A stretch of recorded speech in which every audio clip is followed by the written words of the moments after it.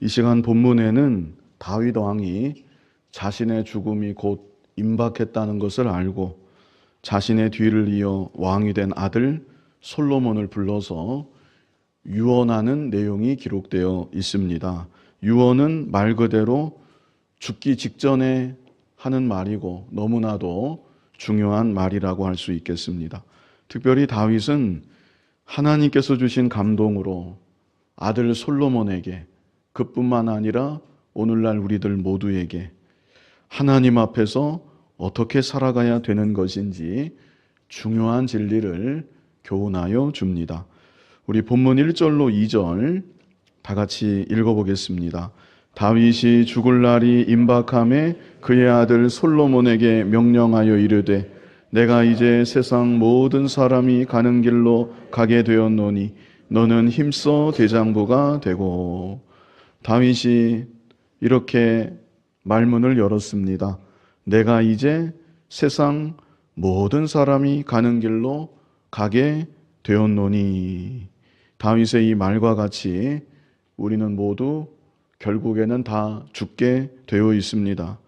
시편 90편 그 모세의 기도 중에 우리의 연수가 70이요 강건하면 80이라도 그 연수의 자랑은 수고와 슬픔뿐이요 신속히 가니 우리가 날아가나이다. 이런 말씀이 있습니다. 안개와 같이 잠시 있다가 사라지는 것이 우리 인생이라고 했고 또 날아가는 것처럼 순식간에 지나가는 것이 우리의 인생이라고 말씀한 것입니다. 그리고 그 밑인데 제가 지금 말씀한 건 시편 90편 10절이고 그 밑에 90편 12절에는 이런 말씀 있습니다. 아까는 띄워주더니 왜? 우리 같이 읽어보겠습니다. 우리에게 우리날 계수함을 가르치사 지혜로운 마음을 얻게 하소서. 우리에게 우리날 계수함을 가르치사 그랬습니다. 나의 날이 앞으로 한 얼만큼 남았을까 생각하는 마음, 그것이 곧 지혜로운 마음입니다. 그런 지혜로운 마음을 얻게 해달라고 여기 간구하는 것입니다. 내 인생의 마지막이 있고 그 마지막이 점점 다가오고 있다는 것, 그 사실을 우리가 기억해야 됩니다. 그래서 하나님께서 내게 주신 하루하루 우리는 하나님 은혜에 감사해야 되는 것이고 죄 가운데 빠지면 안 됩니다. 그것만큼 어리석고 세월을 낭비하는 일이 없습니다. 죄 가운데 빠지지 말고 세상 가운데 빠지지 말고 귀한 시간 내게 주신 기회 헛되이 낭비하지 말고 깨어서 믿음을 지키고 주신 사명 더욱 충성되게 감당하고 후회함이 없도록 최선을 다해 살아가는 저와 여러분이 더욱 되었으면 좋겠습니다. 다윗은 아들 솔로몬에게 자신이 곧 죽게 된다는 것을 이렇게 말을 했고요. 그리고 이어서 남긴 첫 마디가 여기 2절 끝에 그랬습니다. 너는 힘써 대장부가 되고. 이게 첫 마디입니다. 너는 힘써 대장부가 되고. 여기 대장부가 되다라는 말은 직역하면 남자가 되다 이런 의미입니다. 남자가 되다. 솔로몬이 남자인데 남자가 되라. 말하자면 여기 우리말 번역처럼 대장부가 되라는 것입니다. 정말 남자다운 용감한 사람이 되라. 이렇게 우리가 이해할 수 있는 것이죠. 특별히 대장부 앞에 힘써 그런 말이 있죠. 힘써 대장부가 되고 힘써 용감한 사람, 정말 남자다운 대장부가 되어야 한다고 다윗이 죽음을 앞두고 아들 솔로몬에게 당부하고 있는 것입니다. 이제 더 중요한 것은 대장부가 되라고 하는 이 말 다음에 그 뒤에 이어지는 말이 더 중요합니다. 이 말이 연결되는데요. 어떤 말이 바로 이어지는가? 우리 3절 같이 한번 읽어보겠습니다. 네 하나님 여호와의 명령을 지켜 그 길로 행하여 그 법률과 계명과 율례와 증거를 모세의 율법에 기록된 대로 지키라. 그리하면 네가 무엇을 하든지 어디로 가든지 형통할지라. 자, 대장부가 되어라. 이렇게 당부하고, 대장부가 되어서 어떻게 하라는 것인가? 그 내용이 3절에 있습니다. 대장부가 되어서 무엇을 해야 된다는 것입니까? 하나님의 명령, 여기 여호와의 명령이라 그랬는데 하나님의 명령을 지켜야 된다는 것입니다. 그 법률과 계명과 율례와 증거 그랬는데 모세를 통해 주신 하나님의 말씀을 이렇게 다양하게 표현하고 있는 것이죠. 그래서 한마디로 힘써 대장부가 되어서 주신 말씀, 기록된 말씀, 그 말씀 그대로 지키며 나아가야 된다. 그리하면 네가 무엇을 하든지 어디로 가든지 형통할지라. 다윗이 죽음을 앞에 두고 바로 이 한마디를 아들 솔로몬에게 남기는 것입니다. 이것은 아버지로서 다윗이 한 말이기 이전에 하나님 아버지의 약속인 것이죠. 하나님 말씀을 붙잡고 그 말씀 따라 살아가는 자, 하나님 아버지께서 버리지 아니하십니다. 하나님 아버지의 말씀을 귀하게 여기고 그 말씀 붙잡고 그 말씀 지키고자 하는데 하나님께서, 전능하신 하나님께서 함께 하시고 그 인생의 앞길을 열어주시고 형통케 하신다고 여기 약속하고 있는 것입니다. 모세가 죽은 후에 여호수아가 이스라엘을 이끄는 지도자가 되었습니다. 여호수아가 지도자로 세움받은 직후 하나님께서 여호수아에게도 이와 똑같은 말씀을 일찍이 주신 바 있었지요. 우리 너무나 잘 아는 구절이고 여러 번 읽었었는데 여호수아 1장 7절 우리 다시 한번 같이 읽어보겠습니다. 오직 강하고 극히 담대하여 나의 종 모세가 네게 명령한 그 율법을 다 지켜 행하고 우로나 좌로나 치우치지 말라. 그리하면 어디로 가든지 형통하리니.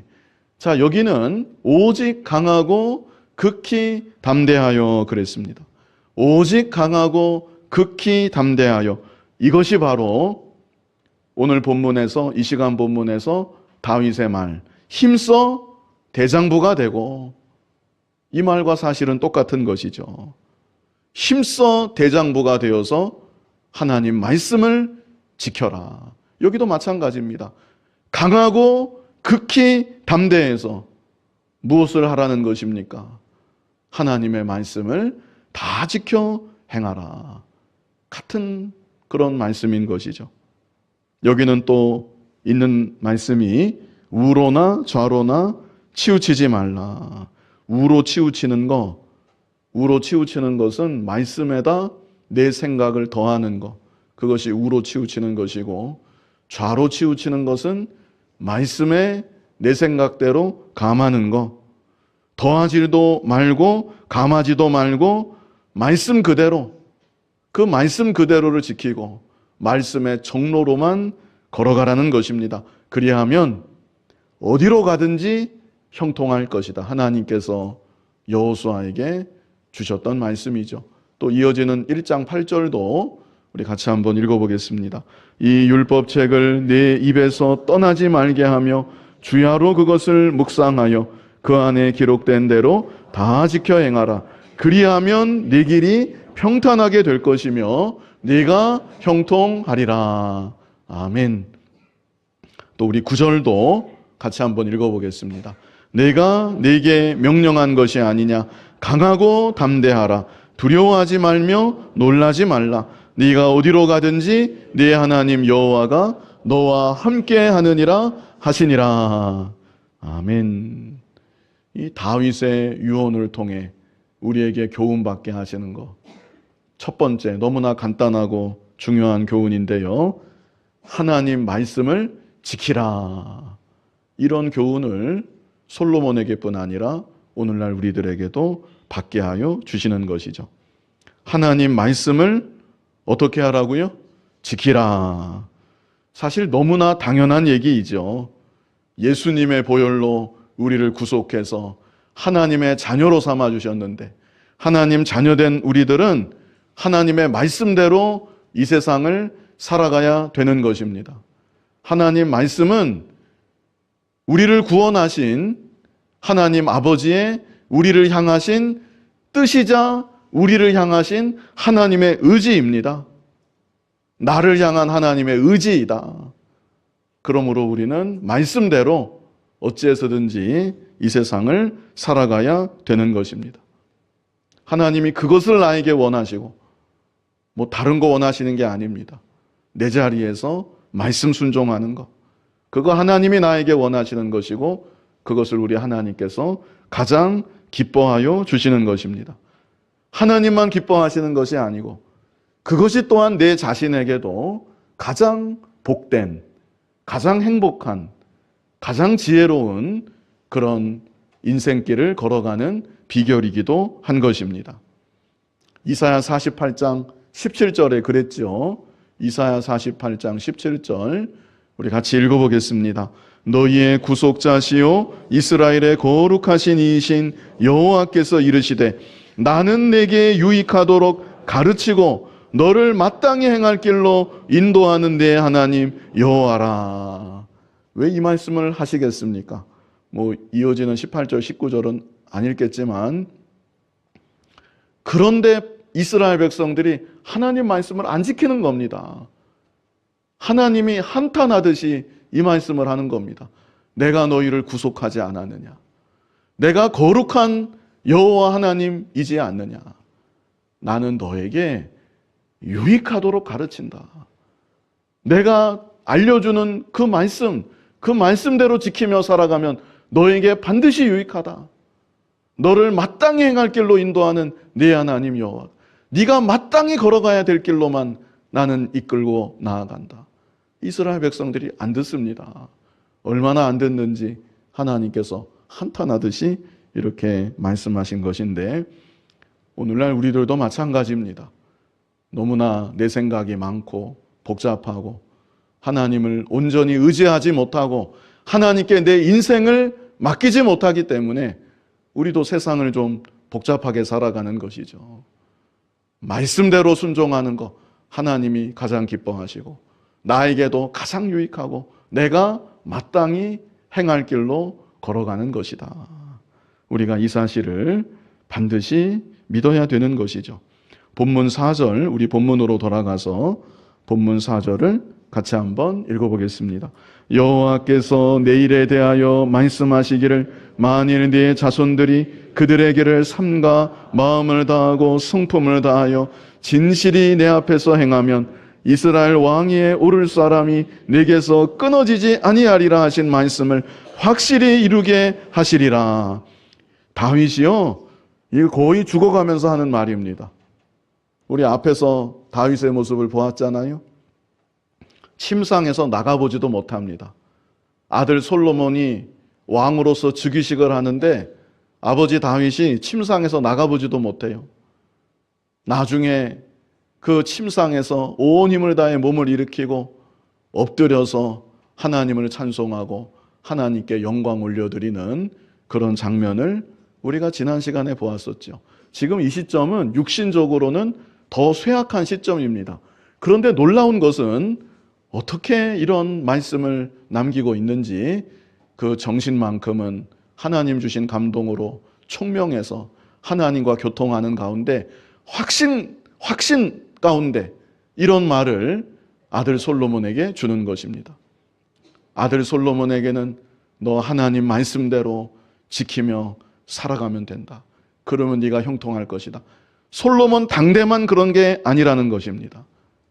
하나님 말씀은 영원 불변의 진리이기 때문에 여기 4절에는 만일 네 자손들이 그들의 길을 삼가 마음을 다하고 성품을 다하여 진실이 내 앞에서 행하면 이스라엘 왕위에 오를 사람이 내게서 끊어지지 아니하리라 하신 말씀 확실히 이루게 하시리라.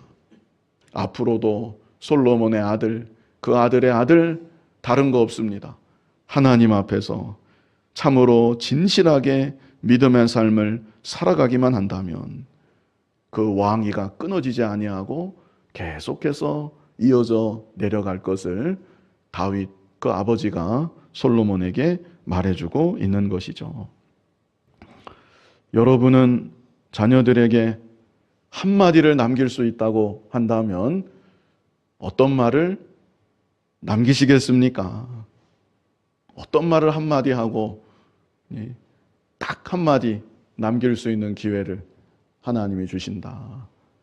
그러면 어떤 말을 남기고 싶으십니까? 다윗은 어떤 말을 남겼습니까? 하나님 잘 섬겨야 된다는 겁니다. 너 다른 거 없다. 하나님 말씀을 지키며 살면 된다. 너부터 하나님 말씀 지키면 됩니다. 그러면 네가 가는 길이 형통할 것이고 이 나라도 잘 될 것이다. 죽어가는 다윗이 그 믿음의 눈으로 바라보면서 다른 얘기 안 하고 말씀을 지켜라. 그러면 하나님께서 반드시 너와 너의 후손에게, 자손과 자손에게 하나님의 복을 주실 것이다. 다윗이 실제로 그렇게 믿으니까 확신 가운데 이런 유언의 말을 남길 수가 있었던 것이죠. 저와 여러분도 여기 다윗이 남긴 너무나 중요한 유언이라고 할 수 있겠는데요. 내 자신이 이것을 믿어야 됩니다. 나는 무엇으로 사는가? 하나님 말씀 지켜서 하나님이 형통케 하심으로, 하나님 은혜로, 하나님 인도하심으로 나는 이 세상을 살아간다. 이 사실을 내 자신이 확실히 믿고 그렇게 남은 때를 살아나가고 또 우리의 자녀들에게도 이런 신앙의 유산을 남길 수 있는 저와 여러분이 다 되었으면 좋겠습니다. 이어서 다윗은 이제 그 유언 가운데 아주 중요한 유언은 이것이고 그 다음도 중요하다면 중요한데요. 3명의 이름을 지금 언급을 합니다. 3사람의 이름을 언급하면서 특별 지시를 내리는데요. 이를 통해서도 우리가 받을 그런 교훈이 있습니다. 자, 5절로 6절 우리 같이 한번 읽어보겠습니다. 수르야의 아들 요압이 내게 행한 일 곧 이스라엘 군대의 2 사령관 넬의 아들 아브넬과 예델의 아들 아마사에게 행한 일을 네가 알거니와 그가 그들을 죽여 태평시대에 전쟁의 피를 흘리고 전쟁의 피를 자기의 허리에 띤 띠와 발에 신은 신에 묻혔으니 네 지혜대로 행하여 그의 백발이 평안히 수월에 내려가지 못하게 하라. 다윗이 군대 장관이죠. 군대 장관 요압에 대해서 아들 솔로몬에게 유언을 남기는 것이죠. 요압이 어떤 사람입니까? 요압은 참 용맹한 장수였습니다. 다윗 왕국이 지탱되고 세워지는데 정말 혁혁한 공을 세우고 많은 업적을 이룬 사람이 요압입니다. 그러나 요압은 개인적 원한을 풀지 않음으로 그리고 권세에 대한 욕심으로 여러 사람의 생명을 빼앗은 참 잔인하고 그런 욕심 많은 사람이기도 했습니다. 요압이 죽였던 대표적인 인물 2명이 여기 언급되고 있는데요. 먼저는 아브넬. 요압이 아브넬을 죽였습니다. 요압이 아브넬을 죽였던 것은 아브넬이 자기 동생, 요압의 동생 아사헬을 죽였기 때문에 그 원한을 풀지 않고 이 요압이 기회를 봐서 아브넬을 죽였던 것이죠. 그런데 아브넬은 아사헬을 죽일 마음이 조금도 없었습니다. 다윗의 진영과 사울의 아들 이스보셋의 진영이 대립하고 있을 때 아사헬은 다윗 진영에 있었죠. 아브넬은 이스보셋의 진영에 있었습니다.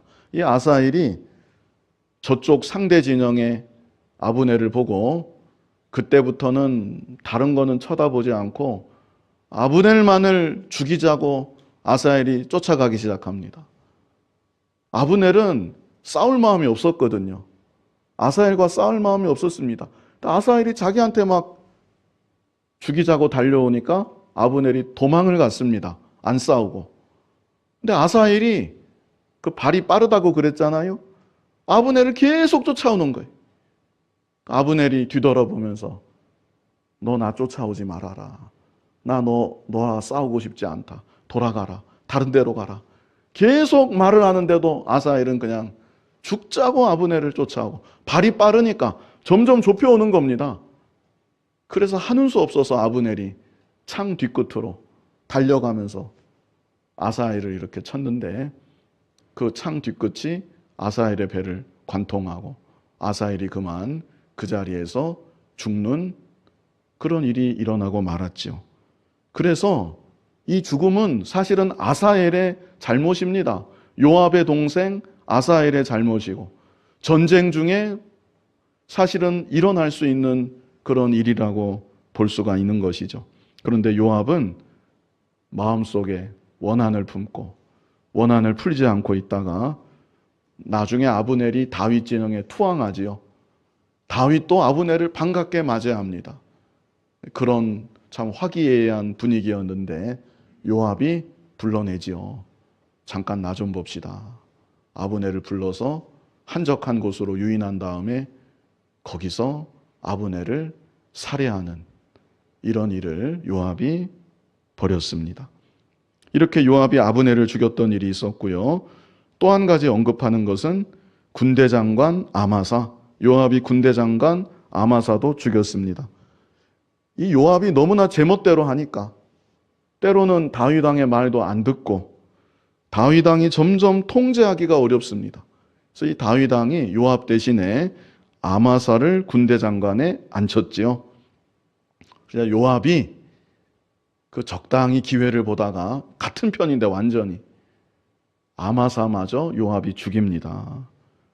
그리고 자기가 다시 군대장관 그 지위를 회복한 그런 일도 있었습니다. 그래서 요압의 잘못이 무엇인가? 죽인 것 자체가 큰 잘못이고, 한 경우는 원한을 풀지 않고 원한으로 인해서 형제를 죽인 죄, 또 하나는 자기 권세욕으로 인해서 형제를 죽인 죄.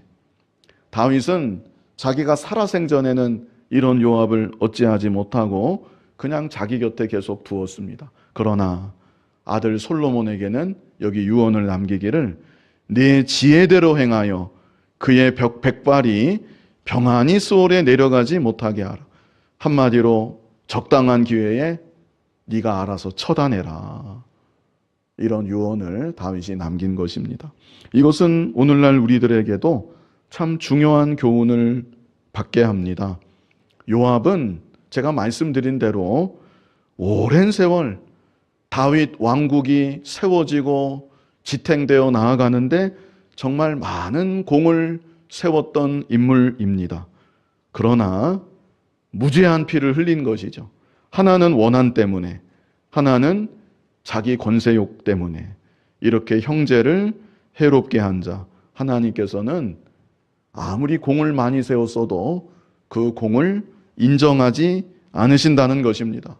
그리고 때가 되면 무죄한 피를 흘린 그 죄를 반드시 보응하시고 심판하신다는 것을 우리에게 알게 하여 주시는 것이죠. 그러므로 우리는 이 요압과 같은 모습을 조금이라도 닮아서는 안 되겠습니다. 나의 원한을 풀지 못해서 형제를 조금이라도 해롭게 한다든지, 나의 욕심 때문에 형제를 해롭게 한다든지, 그런 잘못을 저지르면 안 되는 것이죠. 그래서 우리가 받아야 될 교훈 두 번째, 원한과 욕심 때문에 형제를 해롭게 하면 안 된다. 우리가 이런 교훈을 또 마음에 받을 수 있겠습니다. 원한과 욕심 때문에, 내 욕심 때문에 형제를 해롭게 하면 안 된다. 하나님이 너무나도 미워하시는 일이라는 것을 요압의 일을 통해서 알 수가 있는 것이죠. 본문 7절 우리 같이 읽어보겠습니다. 마땅히 길르앗 바르실레의 아들들에게 은총을 베풀어 그들이 내 상에서 먹는 자 중에 참여하게 하라.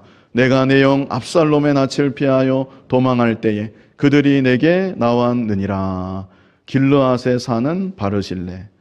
이 바르실레를 또 언급합니다. 바르실레는 다윗이 압살롬을 피해 도망갈 때 많은 양식을 가지고 와서 다윗을 공개했습니다. 다윗이 힘들고 어려울 때 다윗을 잘 공개한 사람이 바르실레고, 다윗만 공개한 게 아니고 다윗과 함께하는 사람들까지도 넉넉하게 공개하고 많은 도움을 베풀어 줬던 사람이 바로 바르실레였습니다. 다윗이 이 은혜를 마지막 죽는 순간까지 잊지 않는다는 것, 우리가 이것을 볼 수 있고요. 그리고 이것을 아들 솔로몬에게도 말해주면서 너도 역시 이 은혜를 잊어서는 안 된다. 그래서 그 아들들에게, 바르실레의 후손이죠, 그 아들들에게 네가 은총을 베풀어야 한다. 다윗이 죽으면서 이런 유언을 남기는 것입니다. 오늘날 우리들이 우리의 물질로 다른 사람을 잘 섬긴 것, 선을 행하고 베풀어 준 것, 하나님께서 결단코 잊지 아니하신다는 것, 우리에게 생각하게 하고요. 또 반드시 하나님께서 우리와 우리의 자손에게 은총을 베풀어 주신다는 것, 이것을 우리로 하여금 생각하게 하시는 것 같습니다. 마태복음 10장 42절을 보면요, 이런 말씀이 있습니다. 우리 같이 읽어보겠습니다. 또 누구든지 제자의 이름으로 이 작은 자 중 하나에게 냉수 한 그릇이라도 주는 자는 내가 진실로 너희에게 이르노니 그 사람이 결단코 상을 잃지 아니하리라 하시니라. 냉수 한 그릇 베풀어 준 것도 하나님이 잊어버리지 아니하신다는 겁니다. 그 사람이 결단코 상을 잃지 아니하리라. 우리가 베푼 작은 선행, 하나님이 잊어버리지 아니하시고 반드시 갚아주신다는 것을 말씀해주고 있는 것이죠. 시편 37편 26절에는 우리 같이 읽어보겠습니다. 그는 종일토록 은혜를 베풀고 꾸어주니 그의 자손이 복을 받는도다. 누가 복을 받아요? 자기 자손이 복을 받는다. 종일토록 은혜를 베풀고 선행으로 나누어주고 베푸는 삶을 말하는 것입니다. 그랬더니 하나님이 그 선행을 잊지 아니하시고 그에게도 은총을 베풀어 주시겠지만 그의 자손에게도 은총을 베풀어 주셔서 복을 받게 하신다. 이것을 말씀하여 주시는 것이죠. 그래서 우리가 다윗의 유언을 통해 받을 수 있는 교훈 세 번째지요. 세 번째는 베푸는 삶을 살아야 되겠다는 것입니다. 베푸는 삶. 하나님이 다 주셨잖아요. 나에게 필요한 물질을 다 주셨는데 그 물질을 가지고 베푸는 삶, 어려운 사람에게 베풀고 또 하나님 나라 위에 아낌없이 사용하고 하나님께서 결단코 잊지 아니하시고 내 자신에게 그뿐 아니라 나의 후손에게도 반드시 은총을 베풀어 주시는 것입니다. 본문 8절을 우리 같이 읽어보겠습니다. 바울임 베냐민 사람 게라의 아들 시므이가 너와 함께 있나니 그는 내가 마하나임으로 갈 때에 악독한 말로 나를 저주하였느니라. 그러나 그가 요단에 내려와서 나를 영접함으로 내가 여호와를 두고 맹세하여 이르기를 내가 칼로 너를 죽이지 아니하리라 하였노라. 시므이에 대해서는 우리가 잘 알고 있죠. 다윗이 어쩔 수 없이 왕궁을 버리고 정말 처량하게 피난을 가고 있는데 시므이가 그런 다윗을 조롱하면서 쫓아오면서 저주하고 멸시하고 모욕한 그런 일이 있었습니다. 그런데 다윗이 회복을 하지요. 다 회복을 하고 왕궁으로 돌아오게 되었습니다. 그랬더니 시므이가 제일 먼저 나가서 다윗을 영접합니다. 그리고 용서를 구합니다. 그때 다윗이 시므이에게 그 하나님 앞에 맹세하면서 내가 너를 죽이지 않겠다 이렇게 말한 일이 있었습니다. 그 얘기를 지금 다윗이 아들 솔로몬에게 하는 것이죠. 근데 이게 끝이 아닙니다. 여기 9절, 이어지는 9절을 같이 읽어보겠습니다. 그러나 그를 무죄한 자로 여기지 말지어다.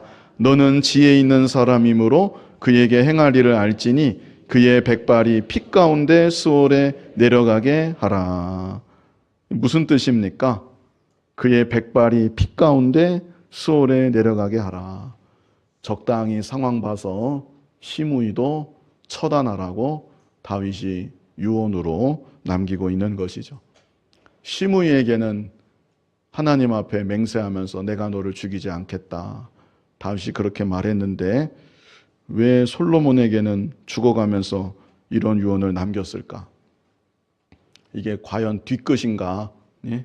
다윗이 겉으로는 허허거리면서 너그럽게 용서한 것 같았는데 뭔가 뒤끝이 있어서 예? 마음도 상했고 너 저 용서하면 안 된다.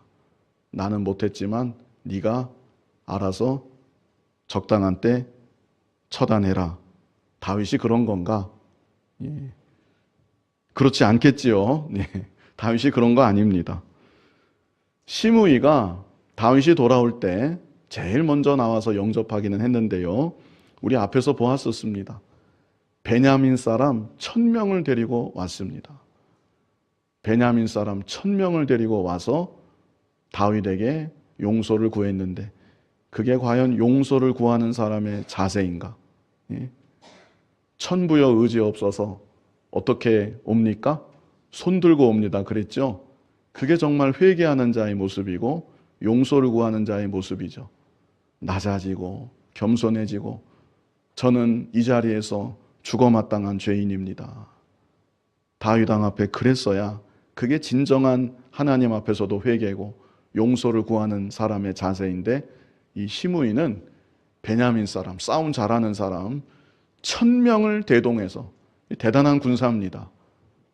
이런 1000명을 대동해서 다윗을 영접하면서 용서를 구하는데 이거는 겸손한 태도가 아닙니다. 나에게도 이만한 세력은 있습니다. 당신이 나를 용서 안 하면 당신이 왕위에 복귀하는데 좀 어려움이 있지 않겠습니까? 말하자면 이런 의중이 내포되어 있는 것이죠. 용서를 압박하는 그런 모습을 시므이가 보였던 것입니다. 진정으로 회개하지 않았고 다윗 왕 앞에서도 정말 죄송한 마음으로 낮아져서 용서를 구한 시므이가 아니었던 것이죠. 그래서 다윗이 그 당시는 이제 왕위를 회복해야 되고 나라를 안정시켜야 되겠기에 시므이를 처단하지 않고 넘어갔지만 시므이는 그때나 지금이나 변하지 않았습니다. 앞으로 하나님의 나라가 견고히 세워져 나아가는 데 있어 시므이는 이런 사람은 계속 옆에 있으면 안 되겠다. 다윗이 판단하고 여기 솔로몬에게 이런 유언을 남긴 것이죠. 그러므로 우리는 여기 시므이를 또 보면서 시므이 같은 사람이 되면 안 되겠다.